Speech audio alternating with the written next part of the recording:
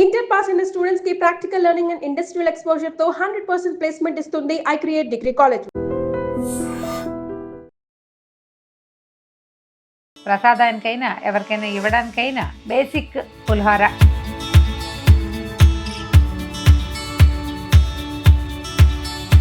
పులుసు ఉడకడానికి సరిపడా మూకుడు పెట్టుకుంటే సరిపోతుంది.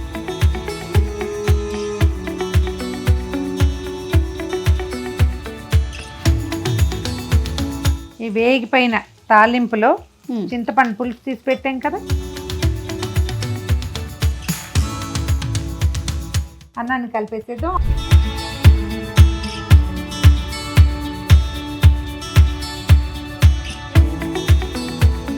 నమస్తే రమ్మగారు. నమస్తే చేయ.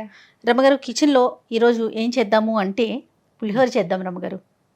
చింతపండు కూడా నానబెట్టినట్లున్నారు, చింతపండు పులిహోర చేసేద్దామా?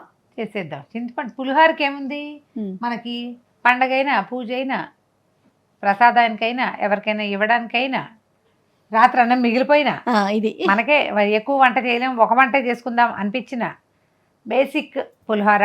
ఈ పులిహోరకి లెమన్ రైస్ చేసుకోవచ్చు, మ్యాంగో రైస్ చేసుకుంటాము, టామరిన్ రైస్ ఎప్పుడు బాగుంటుంది. చింతపండు పులిహోర ఏంటంటే ఈ పూట చేసుకుంటే ఇవాళ పొద్దున మధ్యాహ్నం చేసామనుకో, పొద్దున్న తింటాం, రాత్రికి తింటాం, కాస్త కుస్తా మిగిలితే రేపు పొద్దుటికి ఎక్సలెంట్గా ఉంటుంది. రెండో పూటకి బాగుంటుంది. జర్నీ అంటే పులిహోర. జర్నీ అంటే పులిహోర. ఎక్కడికైనా అంటే మన పిక్నిక్కి కూడా పులిహోరే. ఎన్ని రకాలుగా అయినా చేయొచ్చు, ఎవరి రకం వాళ్ళది అంతే. అయితే చింతపండు పులిహోరలో ఆవు పెడతారు కొన్ని చోట్ల, అవును, అల్లం పచ్చిమిర్చి వేస్తారు కొన్ని చోట్ల, నువ్వులు వేస్తారు కొన్ని చోట్ల. ఏది కావాలంటే అది చేసుకోవచ్చు. టెంపుల్లో లాగా అనేది అడగద్దు అసలు. టెంపుల్లో లాగా ఎవ్వరు చేయరు, టెంపుల్లో లాగా టెంపుల్లోనే ఉంటుంది. మనం ఇంట్లో లాగా చేసుకుందాం, మనకు నచ్చే రుచి, కడుపు నిండా తినగలిగేది, ఎవరికైనా సులువుగా పెట్టగలిగేది, ప్యాకింగ్ సులువు, ట్రావెల్లో హాయిగా ఉంటుంది. చింతపండు అయితే ఏంటంటే మర్నాటి కూడా ఇప్పుడు నిమ్మకాయ మామిడికాయ పులుపులు తగ్గిపోతాయి, దీనికి అసలు పులిపే తగ్గదు. ఏం లేదు, అన్నం కొంచెం బిరుసుగా ఉండండి అంటే కుక్కర్లో కనుక పెడితే కుక్కర్ విజిల్ వచ్చేయంగానే టక్కిని తీసి ఓ పళ్ళెల్లో పోసి విడివిడిగా ఆరబెట్టుకుంటే అన్నం చక్కగా విరవిరలాడుతూ వస్తుంది. ఎంత పొడిగా ఉంటే పులిహోర అంత బాగుంటుంది. సో ఆల్రెడీ కుక్కర్ పెట్టేసాం. మేము ఒక గ్లాసున్నర అంటే ఇంచుమించుగా 1/2 kg పులిహోర అనుకోండి. 1/2 kg పులిహోర చేయాలంటే మనకి కనీసం ఒక 50 to 75 grams చింతపండు, అంత నా లెక్క ఇది ఇలా చెప్తానమాట నేను. ఇంత చింతపండు సరిపోతుంది. మీరు గ్రాముల లెక్క అయితే 50 నుంచి 75 grams లోపల. కొంచెం పులిపే తింటాము అంటే 50+ వేసుకోవటం, అవును. పుల్లగా తింటామంటే 70 దాకా దాన్ని తీసుకెళ్ళచ్చు అనమాట, అంతే. ముందుగానే పసుపు కూడా వేసి పెట్టారు రమ్మగారు కుక్కర్. చెప్తా, ఇది ఒక చిన్న టిప్. మన అలవాటుని బట్టి మనం పులిహోర కోసమే అన్నం వండుకుంటున్నాం అనుకోండి, మనం రైస్ కుక్కర్లో పెట్టినా, విడిగా వండినా, ఇట్లా ప్రెషర్ కుక్కర్లో పెట్టినా కూడా ఒక 1/2 స్పూను పసుపు, కొద్దిగా 1 స్పూను నూనె వేస్తే అన్నం ఈవెన్గా పసుపచ్చ రంగులో ఉంటుంది, చక్కగా ఉంటుంది. మనం తర్వాత మళ్ళీ కలుపుకోకర్లేదు. పైన పెద్దగా చిటికెడు పసుపు వేసుకుంటే సరిపోతుంది. కనిపిస్తుంది కదా, చూడు. ఎస్, బియ్యం పాతవైతే చాలా బాగుంటుంది పులిహోర, కొత్త బియ్యంతో కొద్దిగా శుద్ధ అవుతుంది. నీకు వేడిగానే ఉంది కదా, ఒక్కసారి మనం ఏం చేయొచ్చు, ఒక తాంబళ్ళం ఒక పళ్ళెంలో పోసేయటము, కొంచెం అలా చేసేయటము. ఇవన్నీ మా అలవాట్లు. ఇళ్ళలో ఏమైనా పద్ధతులు ఉంటే ఆ ప్రకారం ఫాలో అవ్వచ్చు. నేను చెప్తున్నాను కాబట్టి నా ఐడియాలజీ చెప్తున్నాను అనమాట, అంతే. రమ్మగారు, ఇదివరకు ఏదైనా పండుగ అంటేనే పులిహోర, ఇప్పుడు అట్లా కాదండి. బ్రేక్ఫాస్ట్కి పులిహోరే, పిల్లలకి బాక్సుల్లోకి పులిహోరే.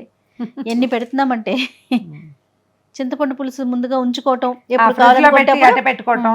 చింతపండు పులిహోర పొడి వేసుకుంటారు చాలా చోట్ల. ఏమేమి వేస్తారండి పులిహోర పొడిలోన? కొన్ని పప్పులు, తర్వాత ఏమో మెంతులు, మిరియాలు, అవి వేసుకుంటే బాగుంటుంది. ఓకే. నేనేం చేస్తానంటే ఇప్పుడు నా పద్ధతి చెప్తాను అనమాట. మా ఇంట్లో అందరు కూడా ఇలాగే చేస్తారు. కరివేపాకు పచ్చిదే వేసేసి 1 స్పూను నూనె గనక వేస్తే దీంట్లో మనం పల్లి నూనె వేసుకోవచ్చు, నువ్వుల నూనె వేసుకోవచ్చు, బాగుంటుంది. 1 స్పూను ఇంచుమించుగా. నూనె వాసన వస్తుంది అని అనుకోకండి, ఏమీ రాదు, అలాంటిది ఏమి జరగదు.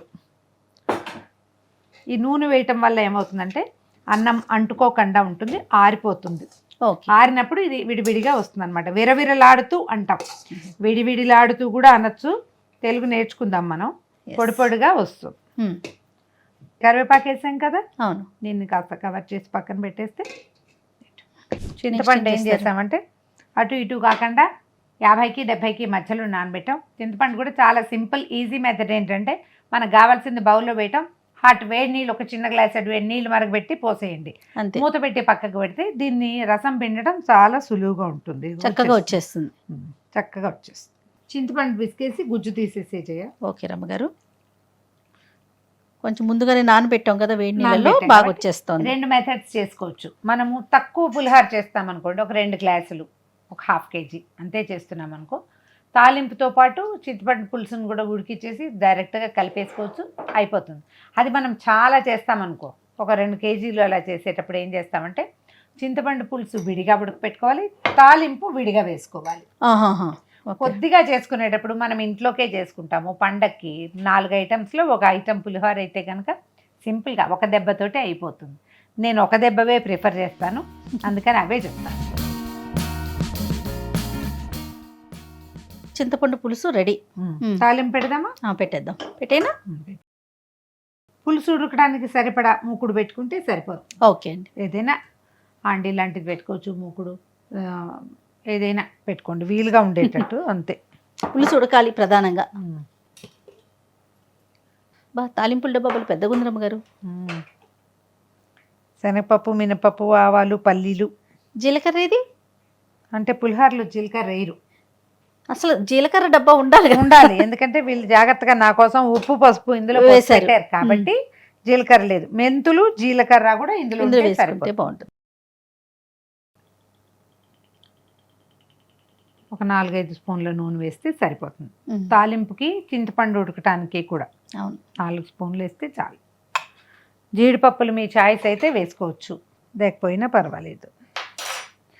ఇవి సన్నావాలు, ఆవాలు సన్నగా ఉన్నాయి. సన్నావాలు అయితే ముందే వేయకూడదు, ఆవాలు దొడ్డు అయితే ముందు ఆవాలు వేసుకోవాలి.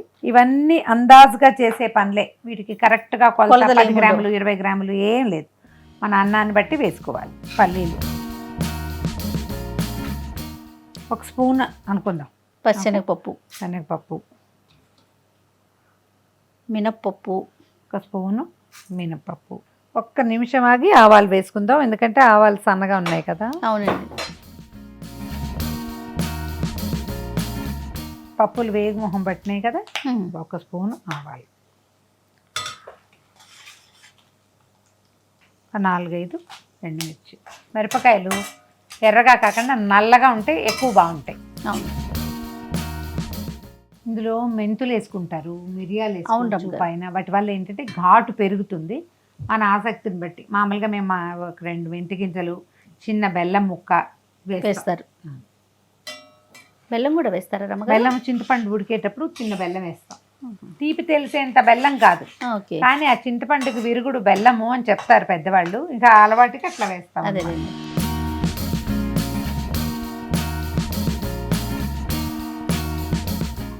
పచ్చిమిర్చి ముక్కలు వేస్తున్నాను.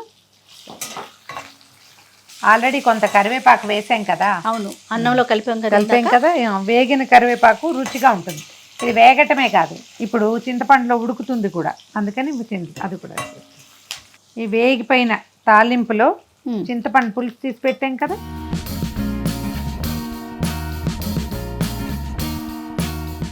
ఆల్రెడీ అందులో పసుపు ఉంది. ఇప్పుడు ఊరికే శాస్త్రానికి వేస్తాను అంతే.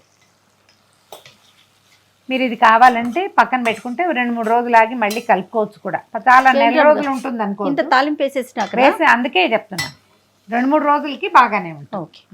ఈ లోపల ఏం చేద్దామంటే అల్లం చెక్క తీసి పెట్టాం, కూర వేయచ్చు లేదా సన్నగా ముక్కలు చేసుకొని తరిగేసేయచ్చు. ఇది పచ్చిదే కానీ దీన్ని వేయించాల్సిన ఉడికించాల్సిన ఇందులో వేయాల్సిన పని లేదు, పైన పచ్చిది కలుపుకుంటాం, మంచి రుచిగా ఉంటుంది. తురిమితే బాగుంటుంది రమ్మగారు, పిల్లలు తీసి పడేయకుండా బొజ్జలోకి వెళ్ళిపోతుంది, కలిసిపోతుంది. 2 నిమిషాలు మనకి ఇది ఇట్లా కుతుకుతులాడుతుంది కదా, దగ్గరగా మొహం పెట్టద్దు, వచ్చేస్తుంది. దగ్గరగా మొహం పెట్టకండి, ఇది చిట్లుతుంది. ఇదంతా ఇట్లా ఆ నూనె అంతా పైకి వచ్చేస్తే ఇది నిలవ ఉంటుంది అన్నమాట. ఓకే. అన్నంలో కలిపినప్పుడు కూడా అన్నం తడిసిపోదు, జిడ్డు మాత్రం ఉంటుంది. ఓకే. చిన్న బెల్లం ముక్కేస్తున్నాను ఇది. ఓకే. ఓకే. ఇది ఒక కమ్యూనిటీ వాళ్ళే వేసుకుంటారు, మీరు తింటారు మేము తినం చెప్పకండి. మీరు దేవాలయాల్లో కనుక చింతపండు పులిహోర చేస్తే 100% బెల్లం వేస్తారు. ఓకే. ఇది బాండీ గనక ఐరన్ అయితే ఆ. ఇంకా మంచిది, మనకి బాడీకి ఐరన్ కూడా పడుతుంది. అవును. స్టీల్ దాంట్లో పెట్టుకున్నాం కదా, ఐరన్ దాంట్లో ఉడికిస్తే ఇంకా మంచిది.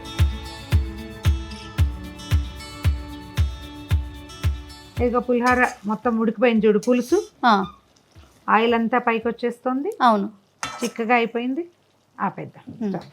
సరిపడా ఉప్పు వేసుకుందాము. రాళ్ళ ఉప్పు అలవాటు ఉంటే హాయిగా అదే వేసుకోవచ్చు.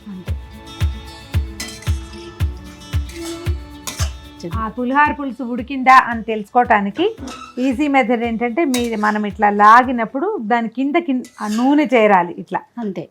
అప్పుడు వచ్చేసినట్టే. పాత్రకి అంటుకోకుండా రావాలి, ఆయిల్ అట్లా బయటకు వచ్చేసేయాలి. ఓకే. ఓకే. అన్నాన్ని కలిపేసేద్దాం. అల్లం కూరేసేయి నువ్వు. అయిపోయింది రమ్మగారు, కలిపేస్తున్నారా?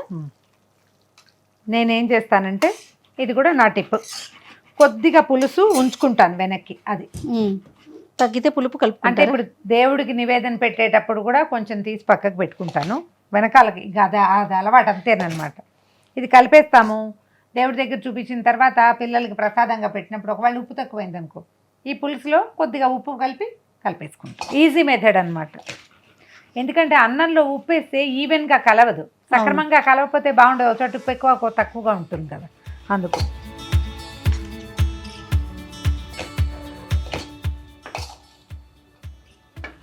గుమగుమలాడుతుంది వాసన చూసావా? అల్లం వేసాక ఇంకా బాగుంటుంది.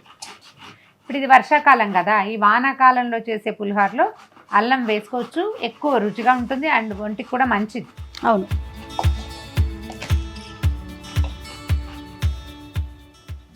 ఈ కోరేసిన అల్లం ఇంచుమించు ఒక 2 ఇంచీల ముక్కని కోరేసాము, అది వేసేసుకుందాం పైన.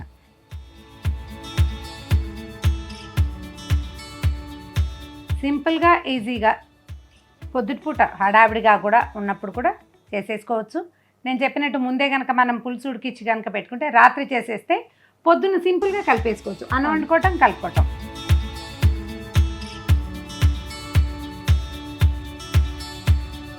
చాలా ఫాస్ట్గా కదా రబ్బు గారు, పెక్కగా అయిపోతుంది. మనం అన్నం కనుక వండి పెట్టేసుకుంటే, మీరు అన్నట్లు పులుసు కూడా ముందే పెట్టుకుంటే ఇంకా ఈజీ అయిపోతుంది. పొద్దున వెళ్ళాలంటే రాత్రి చేసి పెట్టుకుంటే పొద్దుటికి ఈజీగా అయిపోతుంది. కానీ ప్రసాదాలకి వాటికి ఎందుకో పులుసు ముందే వండుకుంటే పండగకి కాదు, నివేదనకి కాదు, యూసేజ్కి మాత్రమే. రైట్ రమ్మ గారు, మరో మంచి ఇంట్రెస్టింగ్ రెసిపీతో మళ్ళీ కలుద్దాం. తప్పకుండా. నమస్తే రమ్మ గారు. నమస్తే జయ.